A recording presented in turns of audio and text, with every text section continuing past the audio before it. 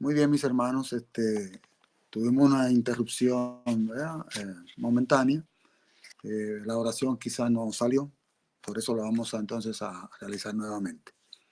Padre amado, te agradecemos en esta tarde que nos permite reunirnos para analizar las situaciones en las que estamos viviendo en este tiempo que nos ha tocado vivir, este tiempo del fin.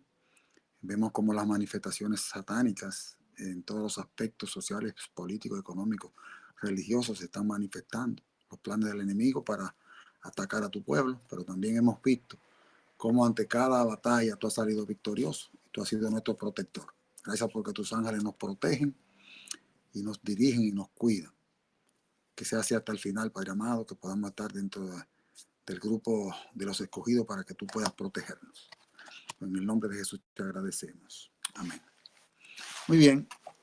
La semana pasada tuvimos bastante información con respecto al tema que estamos estudiando, de forma tal que los que han entrado nuevos para el día de hoy quizá no tengan toda la información anterior, pero de todas maneras analizamos en sentido general cómo penetró la apostasía dentro de las filas del pueblo remanente de Dios. Y ya vimos algunas manifestaciones que mientras se anunciaba paz en el mundo y prosperidad, había una ancianita de 73 años que estaba en Australia y que había indicado de que lo que vendría al mundo sería destrucción y que los instrumentos humanos estaban siendo preparados y estaban empleando su capacidad de invención para poner en acción medios sumamente poderosos para herir y matar. Y mientras en todas partes del mundo se desarrollaba un ambiente de paz, de armonía, de prosperidad, la sierva de Dios, que debía haber sido escuchada porque en ocasiones anteriores había sido bien certera con respecto a su asunto, había recibido por visión del Señor que vendría destrucción a la tierra. Y 14 años después de eso vino lo que es la Primera Guerra Mundial. Además de todo eso, comenzaron a introducirse dentro de la iglesia algunos elementos que no eran apropiados, que habían sido rechazados por Dios, como el de que se hiciera una concentración de todos los recursos de la iglesia en un lugar específico. Y la sierva de Dios había advertido constantemente con respecto a eso, porque ya en la Biblia Dios había establecido lo que había pasado en la época de la Torre de Babel, cómo la gente se había conglomerado para alcanzar un hombre. Y Dios estaba opuesto a eso. Y a que se hicieran elementos sanatorios o, qué sé yo, aglomeraciones humanas adventistas en un lugar muy específico. Y fueron advertidos contra eso. Sin embargo, vimos cómo el doctor Kellogg y otras personas que le seguían, inclusive eminencias dentro de la iglesia adventista, comenzaron a ser contaminados con algunas ideas panteístas que atacaban directamente lo que era la deidad. Entonces vimos algunos elementos, no podemos ahora comenzar a hablar todo eso porque caería más en lo mismo, algunos elementos que comenzaron a utilizarse y recursos humanos, además de que se emplearon abogados para lograr a través de trucos, ¿no? Cómo lograr de que las facilidades de la iglesia no estuvieran bajo el control de la iglesia, que son cosas que estamos mirando en la actualidad. Entonces, la comparación que se hace con la apostasía alfa, la sierva de Dios le llamó con ese nombre, alfa, a la primera apostasía, y luego habló que temblaba por el pueblo para la apostasía omega, que era lo que nos iba a corresponder a nosotros en nuestro tiempo. Ahora bien, el doctor Kellogg entraba en muchas cosas, menos en que se le tocara ese sanatorio. E hizo todo lo posible para lograr de que el sanatorio quedara fuera del control de la iglesia. Inclusive, ante la amonestación de la sierva de Dios por inspiración divina, de que el sanatorio debían hacerse varios sanatorios en diferentes lugares, en vez de hacer un sanatorio grande. Él siguió adelante con sus planes. Sin embargo, cuando la corrupción entra a la iglesia, dice la señora Elena G. de White, Dios siempre opera de la misma manera y es a través de un zarandeo o a veces toma medidas drásticas, que eso es lo que vamos a estudiar hoy en día. ¿Qué pasó? ante esa advertencia que fue desoída por el doctor Kellogg y otros altos dirigentes del movimiento adventista. ¿De qué manera Dios tomó cartas en el asunto? Bueno, vamos a ver. El 18 de febrero del año 1902, recuerde que todo lo que estudiamos la semana pasada estaba alrededor del año 1900. Del año 1902, la temperatura estaba helada, era previo al amanecer. La campana de la alarma resonó, dice aquí, en las arcadas de ladrillo y piedra de la estación de bomberos de Battle Creek. Battle Creek era el lugar donde estaban colocadas todas las facilidades de la iglesia adventista, las facilidades arquitectónicas. Ahí estaba el templo, ahí estaba la escuela, el colegio de Battle Creek, ahí estaba el sanatorio, que era el más prominente y más grande hasta el momento en ese lugar. Entonces se encendieron las luces. Los bomberos se abotonaron los pesados sacos de botones de bronce, mientras en el piso de abajo colocaban los arneses a los caballos, porque en esa época lo que había eran carruajes jalados por caballos. Así trabajaba la maquinaria de los bomberos, que arrastrarían las bombas de incendio. Un conductor saltó al asiento del carro, asió las riendas y la gran máquina echó a rodar por las calles adoquinadas, llenando el amanecer invernal con su traqueteo. Era un martes y el sanatorio de Battle Creek se estaba quemando hasta sus fundamentos. Inesperadamente, no se sabe cómo ocurrió eso, el sanatorio, que había sido la causa del problema que había penetrado a la iglesia, se había incendiado. Sigue diciendo, el personal nocturno consiguió salvar a los 400 pacientes mientras el edificio principal ardía envuelto en llamas. Posteriormente, uno de los hombres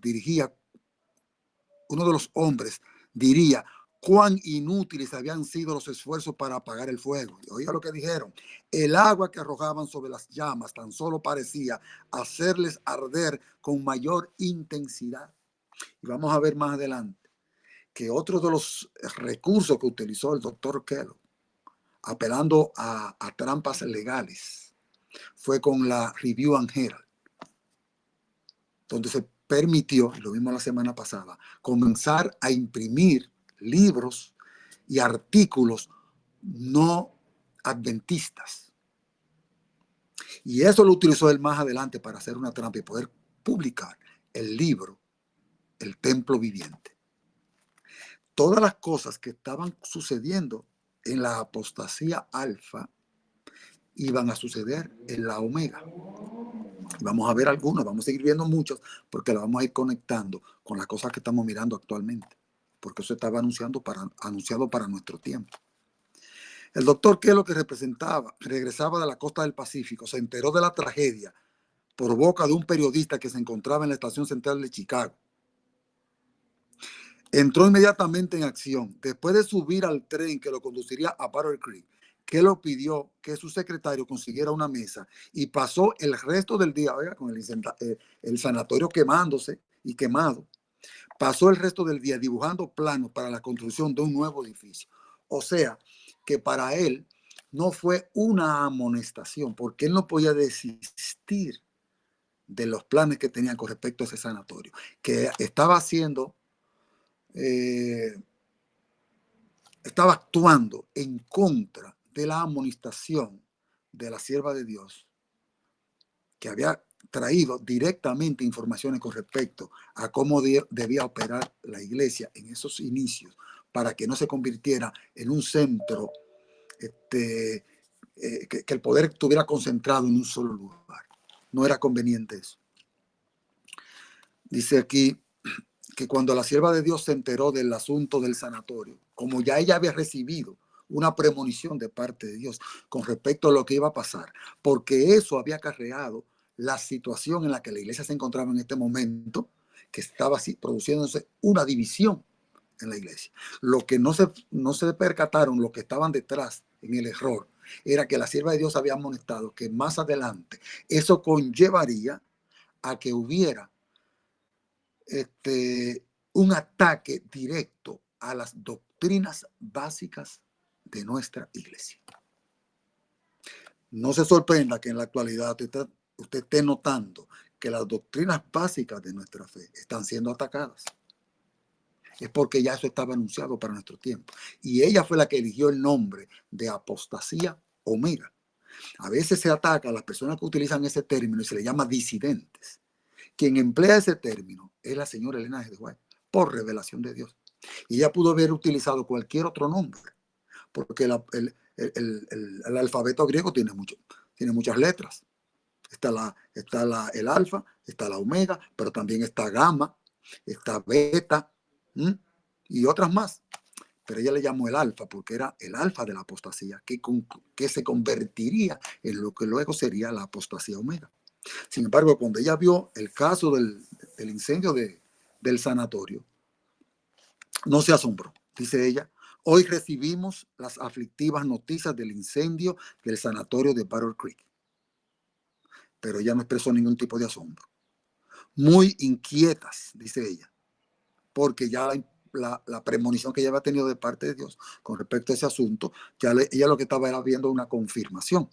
En esta hora quisiera pronunciar palabras de sabiduría, pero ¿qué podría decir? Dice ella, porque ya había amonestado con respecto al asunto.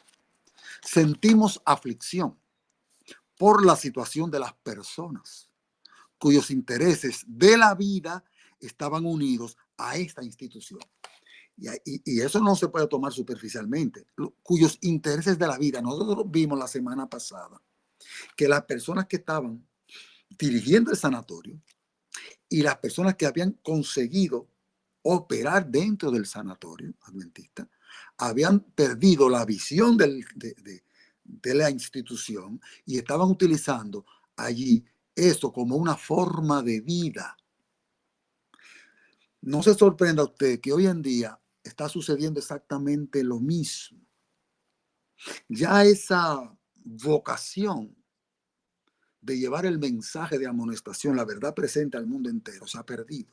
Y lo que se llama el evangelio de la prosperidad ha penetrado y está penetrando. Y ha penetrado en la cristiandad en general y en nuestra iglesia ha penetrado hasta cierto límite. Todavía no ha penetrado con el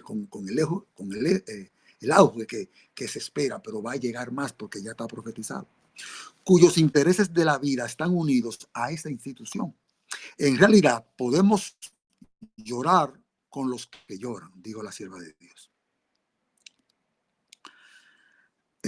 Ella tenía algunos consejos que darle al doctor Kellogg también. Chocar directamente con la posición del doctor Kellogg. Bajo ninguna circunstancia debería reedificar el sanatorio de Battle Creek en ese mismo lugar. Esa fue la instrucción que se le dio. Que bajo ninguna circunstancia debía reconstruirse el sanatorio de Battle Creek en ese mismo lugar. Pues no se pierda. El mismo día del incendio que Kellogg se entera que viene de otro lugar que no estaba en Battle Creek, que fue lo que hizo, comenzó inmediatamente a diseñar los planos nuevamente de la institución. Pero eso fue sometido a junta y se decidió que no podía pasar luego que se aprobó de más de 150 metros de tamaño. Y él aceptó la condición e hizo una trampa. Fíjese si él era obsesionado con ese asunto. Y eso lo va a llevar luego a que abandone las filas de la fe. Pero cuando llega el momento, se pasó del tamaño que se había aprobado, que había sido aprobado por la iglesia. Sigamos leyendo. Una solemne responsabilidad descansa sobre los que tienen a su cargo el sanatorio de Battle Creek. ¿Reconstruirán ellos una institución de tamaño descomunal en Battle Creek o bien llevarán a cabo el propósito de Dios edificando sanatorios en distintos lugares? Esa amonestación de parte de la sierva de Dios era para sacudirlos, a ver si decidían mejor obedecer a Dios. Por la desobediencia primera y por lo que eso estaba desencadenando dentro de la iglesia en la apostasía alfa, la mano de Dios tuvo que manifestarse. Y de forma inexplicable, esa mañana del 1902, una mañana helada, el sanatorio se incendió y se quemó completamente hasta sus cimientos. Y gracias a Dios que se pudieron sacar a los 400 enfermos que estaban en el sanatorio y fueron salvados. Pero lo que es la edificación se desapareció completamente. Esta pregunta que acabo de leerle con respecto a la sierva de Dios, era para ver si ellos desistían de esa operación, porque era un mensaje de parte de Dios. ¿Qué habrá pasado con eso? El doctor Kellogg estaba presente, lleno de entusiasmo, haciendo descripciones verbales de un magnífico nuevo edificio, es decir, que hizo caso omiso. Y aunque las advertencias del linaje de White tenían menos de un mes que se le habían hecho, menos de un mes, se trazó un plan que algunos de ellos, los dirigentes, pudieron haber considerado como una especie de acomodo entre las dos posiciones. O sea, para evitar polémica, oye, yo me sorprendo, porque son cosas que la estamos viviendo en la actualidad. Para evitar ciertas dificultades, mejor vamos a buscar un punto neutral para que no haya disensión.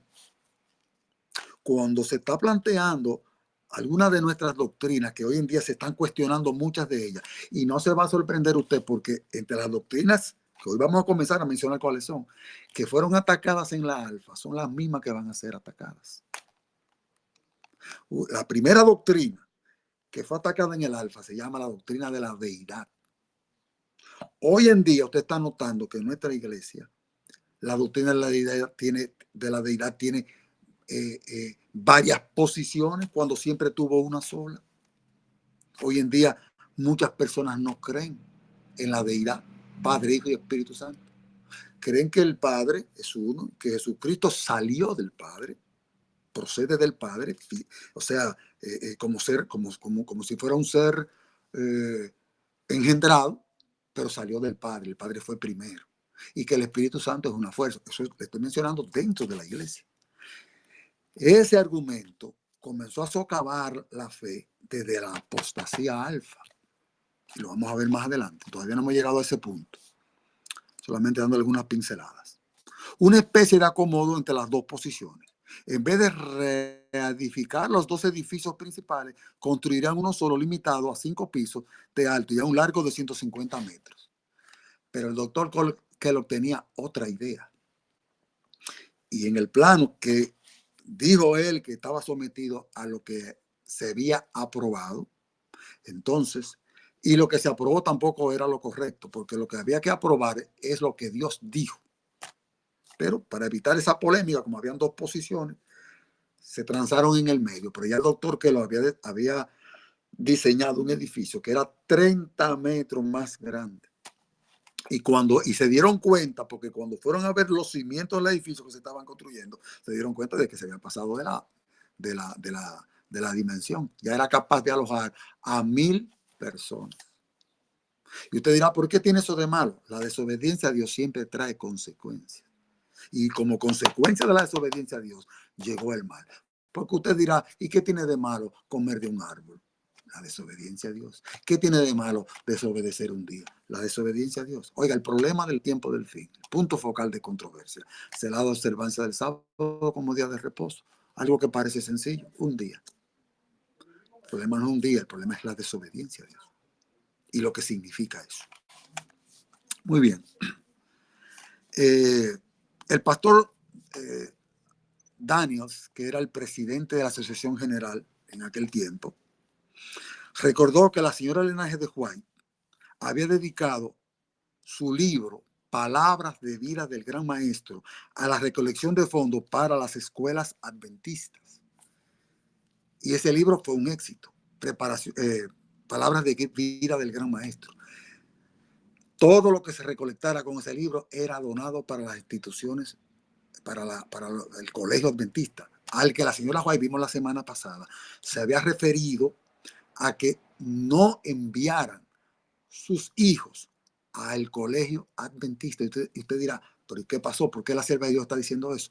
Porque ella, por revelación de Dios y por visión, había visto cómo la influencia iba a caer sobre los muchachos, los estudiantes jóvenes, desde niños hasta los jóvenes, para transformar la mente de ellos con lo que era el panteísmo.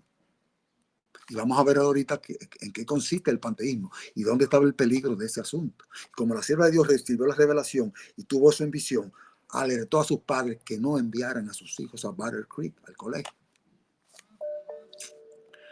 Pero no se sorprenda que en la actualidad está pasando lo mismo. Si yo le dijera a usted que en una de nuestras instituciones universitarias más poderosas se habla de la evolución y se habla también se plantea la evolución teísta, ¿usted lo creería? Porque ya eso estaba profetizado que se iba a repetir. Muy bien.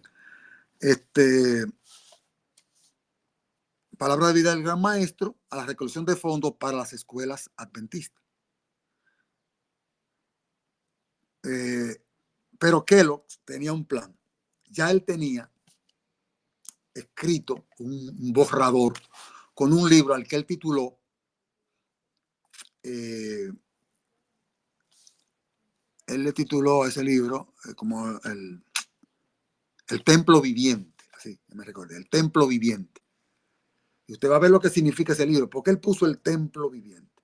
Y vamos a ver ahorita por qué razón viene ese título y qué significaba eso y cómo afectaba eso la creencia de Dios como la Biblia lo planteaba. Se le ocurrió al pastor Daniel que quizás que lo podía escribir un libro médico para reunir fondos, un libro médico, para reunir los fondos que se necesitaban para la reconstrucción del sanatorio. Kellogg se hizo cargo del proyecto con entusiasmo. ¿Por qué? Porque él era un gran escritor, un individuo que sabía expresarse, un pico de oro, sabía expresarse muy bien y tenía la facilidad de que tenía personas a las que él podía dictarle y escribían sus escribientes. Pero aparte de eso, no solamente que él podía dictarle, sino que él podía dictar, podía estar trabajando, podía estar montando bicicleta y el otro individuo al lado y él iba diciendo y la gente anotando. Él tenía esa facilidad. Entonces se le encomendó que pudiera hacer un libro de medicina porque él era un médico destacado a nivel mundial. Inclusive cuando él hacía una operación, él era cirujano, su ¿cómo se llama? La cicatriz era como una firma, era reconocida a nivel mundial, como cuando él hacía algún tipo de trabajo así médico. Él completó el manuscrito en un tiempo récord. Después de esto se fue a Europa a tomar unas largas vacaciones. El sanatorio de Battle Creek se reconstruiría a pesar del consejo de Elena G. de White.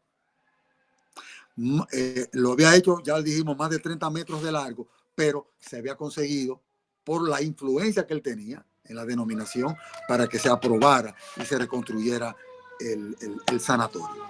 En el año 1904, la sierva de Dios había recibido una revelación de Dios que dijo: cuando el Señor descartó el sanatorio de Battle Creek, no se proponía que se volviera a edificar en el mismo lugar. Ya yo lo había advertido y un mes después ya se había desoído la amonestación de parte de Dios. Si se hubiera escuchado este consejo, no hubiera pasado lo que pasó. Dice la sierva de Dios: estas responsabilidades constituyen una carga terrible. No se estaban percatando, estaban trabajando por emoción. ¿En qué consistía esta carga terrible? La carga terrible era por dos razones. La primera razón, la primera carga, a lo que se refiere a sierva de Dios con la carga terrible, se refería a la carga financiera. El sanatorio se estaba construyendo a una escala mayor de lo que se podía. Y eso conllevaba a que se necesitaba más dinero para hacerlo, pero aparte de eso, para la manutención también. Dice, en una forma mucho más exagerada de lo que los administradores se hubieran imaginado, y el proyecto comenzaba a resultar caro. El edificio que se levantaba en la calle Washington estaba convirtiéndose en una estructura de estilo renacimiento italiano con capacidad para más de 1,000 enfermos, unas 10 veces más de lo que la señora Elena de White había sugerido como ideal. El edificio tenía una superficie de 2 hectáreas de piso, con unas incrustaciones de mármol realizadas por el mismo hábil artesano italiano que había supervisado la hermosa obra de mosaico efectuada en la biblioteca del Congreso de Washington, del Congreso, como le digo, secular, estatal. Ese mismo individuo que trabajó eso era el que estaba trabajando allí y comenzó a salir demasiado costosa. Ya la sierva de Dios había dicho que iba a ser una carga terrible para la iglesia. La iglesia no estaba en condiciones de eso, ni tampoco debía emplear sus recursos para eso. Todo eso lo vamos a ver cómo en el alfa se ha manifestado y se está manifestando. Muy bien, este era el primer punto. La carga financiera impuesta por esos planes no tardó en convertirse en insoportable. Eso aparece en el boletín del año 1902 de la Conferencia General de los Adventistas del Séptimo Día. Ese dato que le estoy dando, eso que acabo de leerle. El segundo punto, una crisis doctrinaria. Eso era lo que más le perturbaba a la sierva de Dios, que a veces no podía dormir. El día que ella se levantó, que le conté la semana pasada, que era de madrugada, 2 horas antes del desayuno, para poder escribir, que las manos le temblaban para poder escribir a veces, porque a veces no tenía la condición para eso. Era para aprovechar ese tiempo.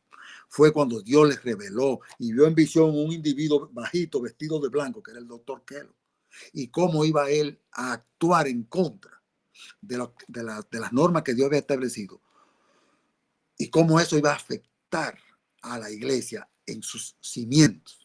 Y vamos a ver ahorita cómo nuestras doctrinas iban a ser atacadas. La primera doctrina era de la deidad. También iba a ser atacado el don de profecías, el testimonio. Los testimonios iban a ser atacados. Y también iban a ser atacados en el alfa y luego en la omega. Iban a ser atacados también nuestras doctrinas básicas. Y comienza ella mencionando a la sierva de Dios con el santuario.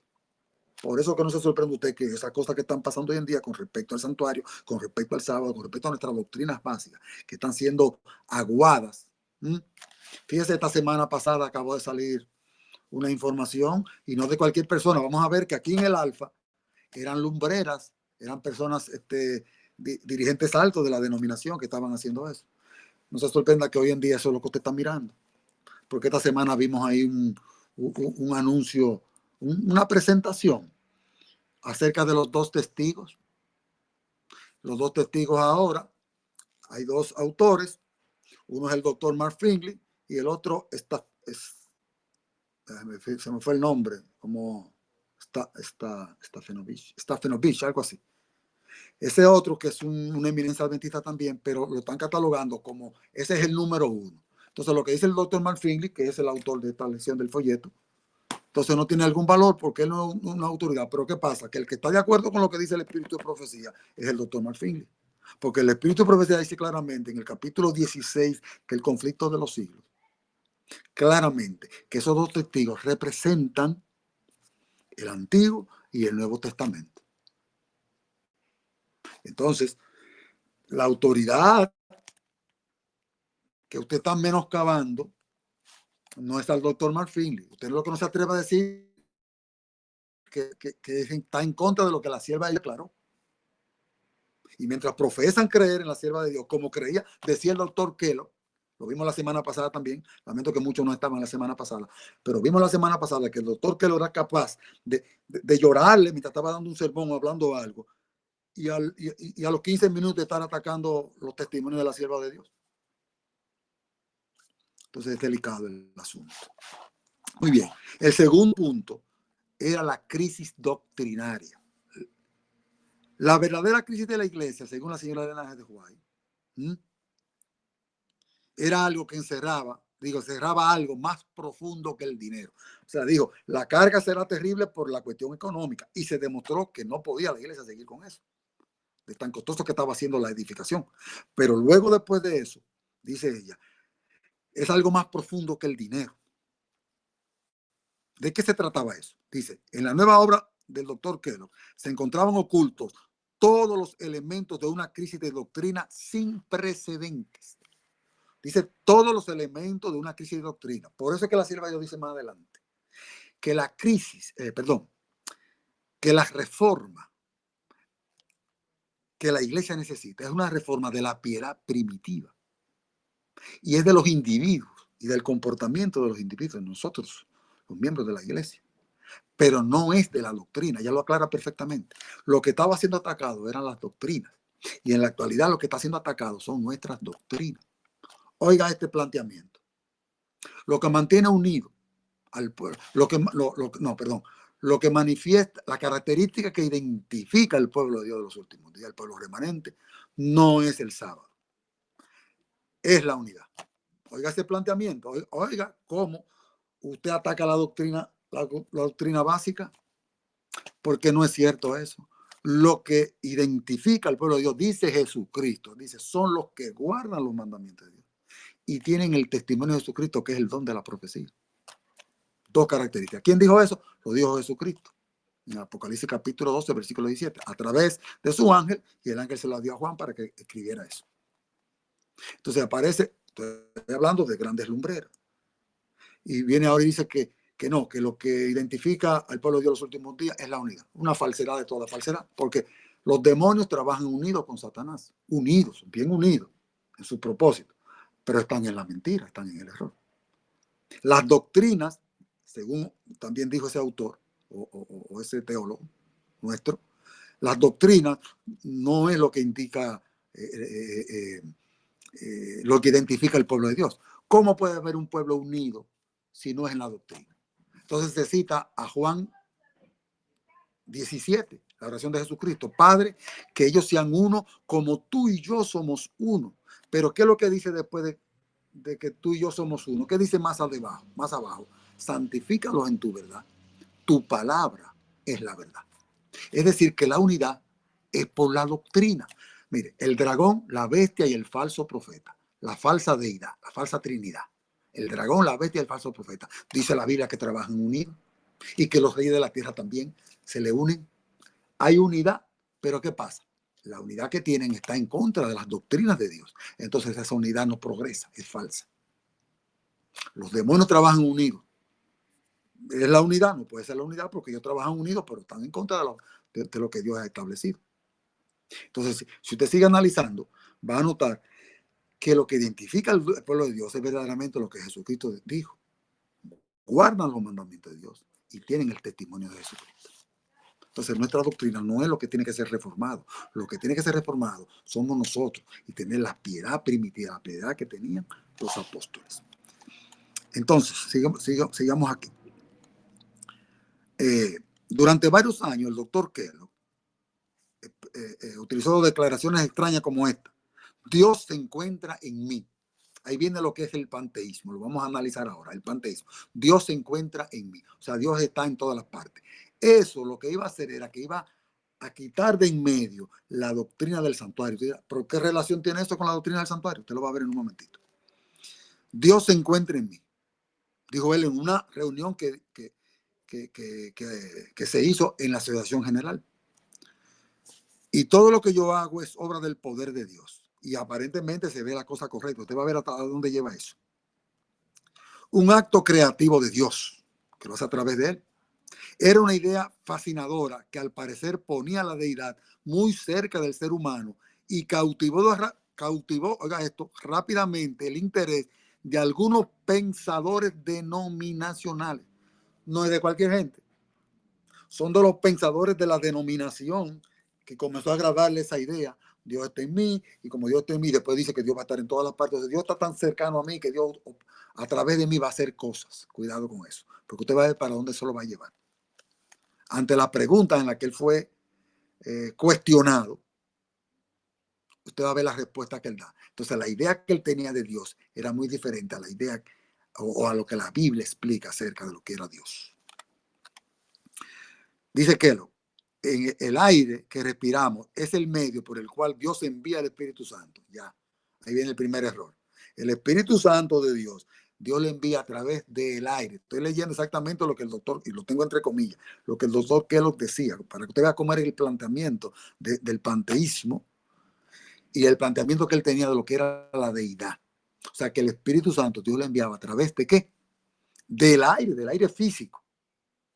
Sigue diciendo. El aire que respiramos es el medio por el cual Dios envía el Espíritu Santo en forma física a nuestras vidas. La luz del sol es su visible Shekinah. O sea que la Shekinah de Dios era la luz del sol. Ya está conectando el problema con el sol, con una creación de Dios. Mire por dónde iba. Todo eso estaba apareciendo en el libro que él escribió que se llama el templo viviente. Y te dirá, ¿pero qué es lo que es el templo viviente? Lo vamos a ver. Porque ahorita, cuando él es cuestionado, no encontrará dónde poner el santuario. Porque si el cielo es donde Dios está y Dios está aquí al lado y está en mí y está en la naturaleza, entonces el santuario del cielo no existe. La obra intercesora de Cristo se fue a un lado. Entonces hay que justificar cuando la Biblia dice que hay un templo donde Dios mora. ¿Cuál es? Ah, ese es el ser humano, ese es el cuerpo humano. O sea, que Dios mora aquí en mi cuerpo humano y ya el santuario no existe. La obra de Cristo en el santuario se elimina. Mire lo que la sierva de Dios estaba observando y estaba monetando contra eso, porque ella dice que ese problema iba a atacar directamente los cimientos de nuestra fe. Y aparentemente era muy sencillo y muy bonito lo que estaba diciendo, de forma tal que muchos pensadores de la denominación aceptaron esa idea errada. Y hoy en día hay muchas ideas erradas, como acerca de la naturaleza de Cristo humana, que lo que la están planteando contrario a lo que la Biblia establece y lo que dice el espíritu de profecía, nos están alejando a nosotros tanto de Cristo que la obra que Cristo hizo no me puede alcanzar a mí. Entonces, para poder justificar eso, tiene que justificar que el ser humano siga pecando hasta que Cristo venga. Tremenda trampa del diablo, cuando la Biblia dice exactamente lo contrario. Dice, aún intelectos bien disciplinados se interesaron en el nuevo concepto, o sea, una nueva teología.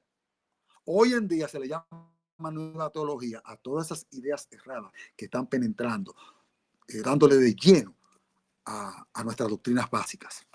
Y se encendieron con el fuego del entusiasmo evangélico de Kellogg.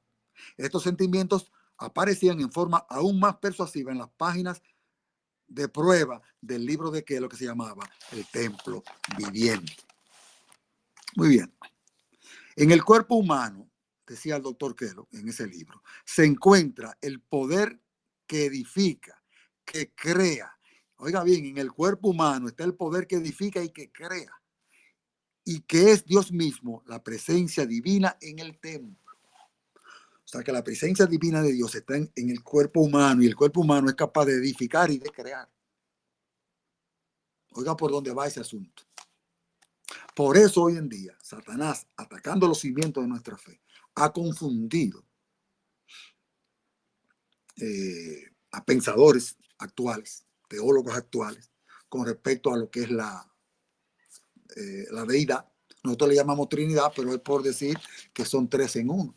Pero no estamos diciendo que la Biblia utilice el término Trinidad, sino deidad, el Padre, el Hijo y el Espíritu Santo. Por eso hay un dragón, una bestia y un falso profeta. Por eso usted nota que como Satanás distorsiona toda la obra de Dios, así como está el Padre, el Hijo y el Espíritu Santo, el dragón quiere distorsionar la obra del Padre, lo dijo.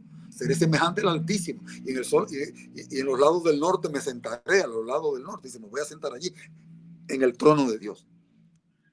La bestia distorsiona la obra de Jesucristo, porque él se llama el vicario de Cristo. Y esa bestia también ha tomado las prerrogativas de Cristo, se coloca en el lugar de Cristo, ha quitado la continuidad, o intentó quitarla, pensó en mudar los tiempos y la ley. Entonces la obra del Espíritu Santo también es distorsionada por el falso profeta. Por eso hoy en día hay tanta ideas erradas con respecto a lo que es el Espíritu Santo. Nosotros no sabemos, no conocemos la naturaleza del Espíritu Santo. La sierva de Dios misma explica con toda claridad que la naturaleza del Espíritu es un misterio. La naturaleza. No sabemos cómo es la naturaleza del Espíritu, pero la naturaleza de Cristo, hombre, también es un misterio. Porque Cristo le llaman el misterio de la piedad. Dios fue manifestado en carne, es un misterio. La naturaleza del Espíritu es un misterio. Ahora, eso no quiere decir que el Espíritu Santo no sea una persona. La Biblia dice que es una persona, que gime, que llora, que pide por nosotros, que Cristo tenía que irse para que Él pudiera venir y obrar. Entonces, sabemos que es una persona. La naturaleza no la conocemos. Es una obra que dice la misma palabra de Dios. Es como el viento. Usted no sabe de dónde viene ni para dónde va, pero usted sabe que existe. Y la Biblia dice que el viento tiene un peso. Y se descubrió muchísimo tiempo después de que el aire pesa. Entonces, eso es lo que yo no conozco la naturaleza del Espíritu Santo, pero sí sabemos que existe. Entonces, esa confusión que hay en la actualidad ya comenzó a menoscabar en la apostasía alfa y llegará a lo que hoy es la apostasía omega. La primera persona que yo escuché de las altas dirigencias utilizar la expresión apostasía omega fue el pastor T. Wilson.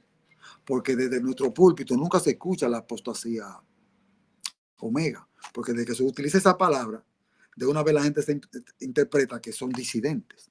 Pero quien utiliza ese término es la señora Elena G. White. Ella le llamó apostasía omega a la apostasía de nuestro tiempo. Y el pastor Ted Wilson, cuando fue reelegido ahora, entre las 25 cosas que él dijo, que había que volver, entre ellas está volver a predicar la verdad presente, exaltar la ley. Los puntos que él mencionó que había que exaltar son los mismos puntos que estamos nosotros estudiando aquí, que lo vamos a estudiar, porque estamos apenas empezando. Estamos prácticamente en la introducción de cuáles son los puntos que iban a ser atacados en la apostasía omega.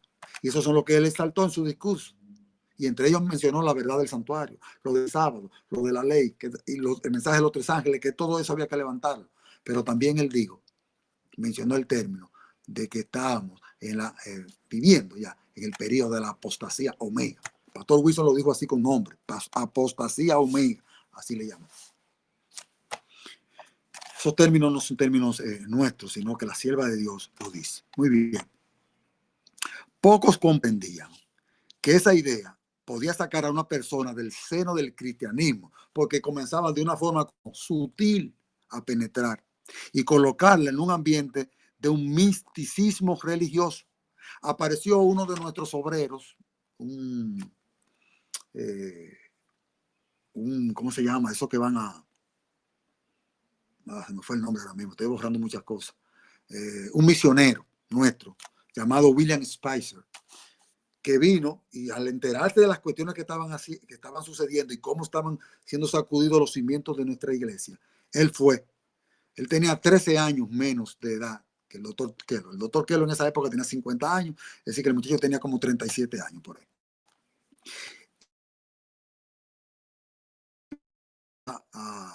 Al doctor Keller, él acababa de regresar de la India, haciendo misión para allá, y conoció la forma de pensar de las religiones de la India. Y él se sorprendió cuando vio qué es lo que estaba planteando y entendió inmediatamente que la influencia que el doctor Keller estaba recibiendo era de las religiones hindúes. Y eso estaba utilizando los Satanás para penetrarlo dentro de la iglesia. Y mira lo que pasó. Acababa el señor ese joven de regresar de la India, ese misionero. Era administrador de la Asociación General. Y dice, él estaba alarmado y fue donde el doctor Keller. Se reunieron y le dice, ¿dónde está Dios? Pregunta el doctor Keller a él. Y entonces le dice, está en el cielo. Le contesta Spicer, está en el cielo. La Biblia describe el trono de Dios en el cielo y todos los seres celestiales están a sus órdenes. Entonces Keller le dice a él, hizo un amplio gesto con su brazo señalando hacia el prado, o sea, hacia la grama, hacia la hierba. Declaró que Dios está en la grama, en los árboles, en las plantas y en todo lo que les rodea. Eso fue lo que Keller con lo que lo rispotó a él. Lo contradijo. Mientras el otro está utilizando un elemento bíblico que dice que está en el cielo, Keller le dice, no, Dios está en la grama, Dios está en los árboles, Dios está allí, Dios está en mí. Entonces ahora le pregunta, ¿dónde está el cielo? Y él le contesta, en el centro del universo. Y nadie puede decir exactamente el lugar donde está. Esa es la respuesta que él está dando porque está basándose en la revelación bíblica. ¿Qué le dice Keller? El cielo está donde Dios está. Al decir el cielo está donde Dios está, y como Dios está aquí y está en la grama, entonces el cielo es donde nosotros estamos viviendo. Ya aquí está el cielo porque Dios es donde Dios esté, y Dios está aquí, entonces este es el cielo.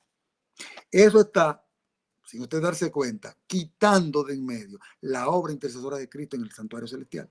Porque una de las doctrinas básicas de la iglesia adventista, para ese tiempo que se pregonaba, junto con el mensaje de los tres ángeles, era que Cristo había pasado del lugar santo al lugar santísimo en el santuario verdadero, del cual el de la tierra era figura. Y el doctor Keller, con su nueva teología, que había influenciado a grandes pensadores de la iglesia, no fue a cualquier persona, que ya estaban influenciados con eso, estaba descartando un punto básico de nuestra fe. El cielo está donde Dios está, y Dios está en todas partes. Y entonces dice que el Spicer el, el, el, el misionero que acababa de llegar de la India, se quedó pasmado y asombrado, no encontró qué hacer, se paró y se fue de esa reunión, porque dice, comprendía que había vislumbrado solamente el extremo de algo que era más grande de lo que otros habían imaginado, algo que podía sacudir la iglesia. En esta concepción de las cosas, que las cosas no existían, no existía lugar para los ángeles que se desplazaban en el cielo. Eso lo escribió Spicer. Dice, en esta concepción de las cosas no existía lugar para los ángeles que se desplazaban entre el cielo y la tierra. La purificación del santuario no era algo que ocurría en el cielo lejano. En cambio, el corazón era el santuario que debía limpiarse. Entonces, con esa nueva teología, lo que estaban haciendo era descartando la obra intercesoria de Cristo. Lo mismo que había hecho la abominación asoladora durante 1260 años. Ahora Satanás comenzaba a meterla dentro de la iglesia, que había entendido eso porque Dios se lo había revelado, que dice que quitará la continuidad, el continuo sacrificio, quitará la continuidad, la abominación asoladora, y se colocará en el lugar de Dios. Entonces, con este nuevo argumento que ya estaba trabajando dentro de las filas, estaba echándosele tierra a la verdad de que Cristo operaba en el santuario celestial en favor del hombre para poder perdonar los pecados. Uno de los pilares principales de la fe adventista había sido repetidamente desafiado. ¿Cuál era? La purificación del santuario no era algo que ocurriría en el cielo lejano. En cambio, el corazón era el santuario que debía limpiarse. De ahí viene el término, el templo viviente. El templo viviente es el cuerpo humano y lo que había que purificar es uno solo y nada más. Claro, la purificación del santuario es porque nosotros somos los que la ensuciamos. Por eso, ante la pregunta de Daniel, una de las preguntas que Daniel le hizo a Miguel es, al ángel Gabriel, que era el que estaba operando en ese momento, ¿hasta cuándo serían esas cosas? Y le dijo, hasta 2300 días y el santuario será purificado. Pero la pregunta de Daniel fue, ¿hasta cuándo sería para la purificación del santuario y de los que oficiaban en el santuario, de los que operaban allí, que eran los seres humanos? Y el ángel le respondió solamente con la purificación y no le mencionó a los seres humanos, porque claramente en toda la Biblia se muestra que quienes ensucian el santuario son los seres humanos, y el santuario era purificado o limpiado por la suciedad del ser humano. Pero cuando mi pecado entra al santuario, ya yo estoy limpio y mi pecado entró allá. Por eso que hay que confesar los pecados constantemente. Y nuestros pecados tienen que entrar al santuario celestial. Eso es lo que la Biblia nos enseña. Y Hebreos capítulo 8 y capítulo 9 lo explica claramente, que allí Cristo está intercediendo en la actualidad por nuestros pecados. En la nueva teología se plantea que todas las personas que estén vivos cuando Cristo venga, que sean cristianos, que van a ser salvos, van a estar pecando hasta que Cristo venga. No es posible, porque el santuario de Dios indica de que el pecado tiene que entrar al santuario para ser purificado. Y si cuando vengan las plagas, nosotros vamos a estar en persecución, Cristo no ha llegado todavía, entonces nosotros vamos a estar todavía en pecado. Entonces los pecados que estamos cometiendo aquí no podemos estar ante la presencia de un Dios santo y no podemos ser sellados si estamos en pecado, porque entonces nuestros pecados, si estamos pecando todavía, no podrán entrar al santuario celestial. Y si nuestros pecados no entran al santuario celestial, no pueden ser perdonados. Entonces los 144,000 que van a estar en la tierra van a estar en pecado. Esos pecados que ellos no han confesado no entraron al santuario, es decir, que no fueron perdonados. Eso es una trampa del diablo. Por eso es que la sierva de Dios dice que muchos se están engañando creyendo que eso se va a producir cuando Cristo venga. Pero es una trampa porque se perderán de la misma manera porque se van a mantener en sus pecados. No estoy diciendo que una persona que no haya logrado eso y murió, se perdió. No, el que está en el proceso de la santificación, que está apelando a Cristo constantemente, no, la gracia de Cristo lo cubre. Pero la generación que va a estar viva cuando Cristo venga, los 144,000, la Biblia dice que será encontrado sin mancha, ni arruga, ni cosa semejante. Esa generación que va a estar viva cuando Cristo venga tiene que haber vencido el pecado antes de que Cristo tire el incensario. Porque cuando Cristo tire el incensario, diga consumado es. Se oye una voz, dice la palabra, no me lo estoy diciendo yo, eso lo dice en el Apocalipsis. Se oye una voz que dice que nadie salga ni que nadie entre al santuario. Se cierra el santuario.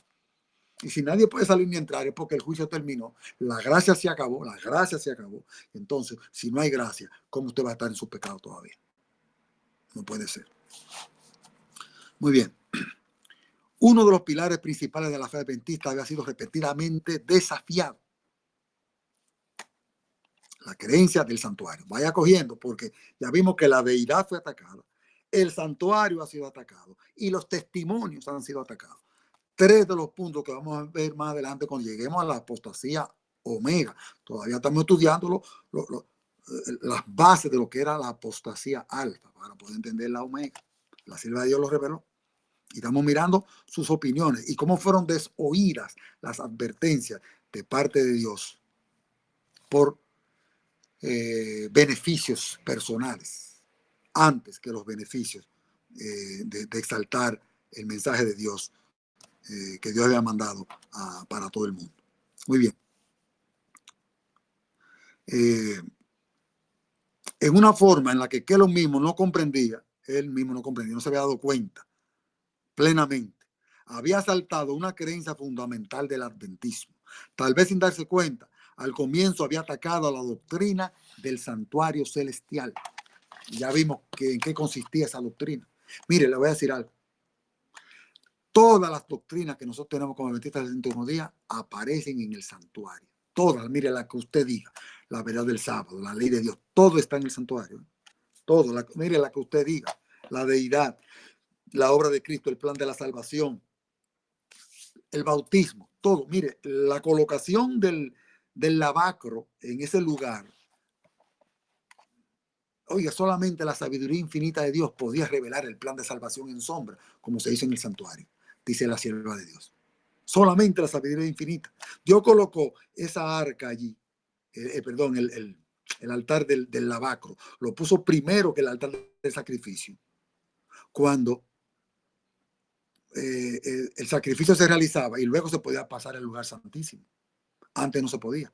Lo que indicaba eso, que en ese altar, que era símbolo de Cristo, Cristo tenía que ser ungido primero, porque el santuario, por una orden que Moisés recibió, el santuario tenía que ser purificado, limpiado, ungido, primero con el aceite de la unción santa y todos los muebles que estaban allí, antes de poder sacrificar el cordero.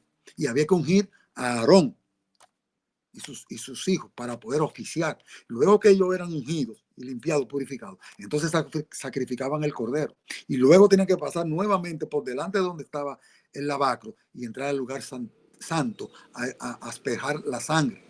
Cuando Cristo vino a la tierra, cumplió con eso perfectamente, porque Cristo tenía que vivir una vida perfecta antes de poder ser sacrificado. Por eso Cristo no podía ser no podía morir antes de vivir la vida perfecta. Y Satanás, como tramposo que es y con un ardite especial, le ofreció a Cristo lo que Cristo vino a buscar sin haber vivido la vida perfecta. Antes de Cristo comenzar a vivir su vida perfecta, o sea, concluir su vida perfecta, porque siempre fue perfecto. Antes de concluirlo, cuando Cristo va a la tentación, Mateo capítulo 4, Satanás le ofreció lo que Cristo vino a buscar para que no viviera la vida perfecta, porque la ley de la redención de Levítico 21, 22, dice que el cordero tiene que ser perfecto y sin mancha antes de ser sacrificado. Entonces, Cristo tiene que mostrarse una vida perfecta antes de ser sacrificado. Satanás se lo ofrece antes, porque si Cristo acepta esos reinos y no vive la vida perfecta, no nos puede redimir. Cristo tenía que morir. Entonces, vivió la vida perfecta, pero luego que Cristo viviera la vida perfecta, podía ser sacrificado. Satanás sabía que si Cristo resucitaba, por eso mandó a cubrir la tumba, entonces ya Cristo podía entrar al santuario celestial. ¿Por qué el lavacro estaba colocado en ese lugar? Porque simbolizaba la resurrección de Cristo. Entonces Cristo pasaba por el lavacro en su ungimiento, en el año 26 cuando fue ungido, es sacrificado, vuelve y pasa por aquí, que simboliza su resurrección, y cuando Cristo es resucitado tiene el derecho de entrar al santuario. Por eso que usted ve que en el Apocalipsis capítulo 4 y capítulo 5, cuando Cristo llega al cielo, porque Juan estaba llorando porque no aparecía nadie digno, entonces aparece un cordero como inmolado, uno que había muerto, pero dice que estaba de pie, estaba vivo, resucitó. Entonces el Padre dice, a él se merece toda la dignidad. Y le dice a Juan, no llores, no llores, no llores. No llore. Él es aquí el león de Judá, la raíz de David. ¿Ah? Ha vencido. ¿Cómo venció? Resucitando. Entonces ya podía entrar al santuario. Ese ritual maravilloso indica el plan de la salvación y nos dice a nosotros exactamente dónde Cristo está hoy en día. Cristo está en el lugar santísimo y podemos mostrarlo perfectamente con la palabra de Dios. Cada ritual de santuario Cristo lo fue cumpliendo. Entonces, el doctor Kellogg, quizás sin darse cuenta, no sé, pero Satanás estaba operando detrás de eso. Estaba atacando los cimientos de nuestra fe con el santuario. ¿Por qué usted cree que la cristiandad allá afuera anda en confusión? La cristiandad allá afuera está en confusión porque no acepta la verdad del santuario, ni conoce la verdad del santuario. Entonces comenzó a atacarla. Ya veo que son las 6:06.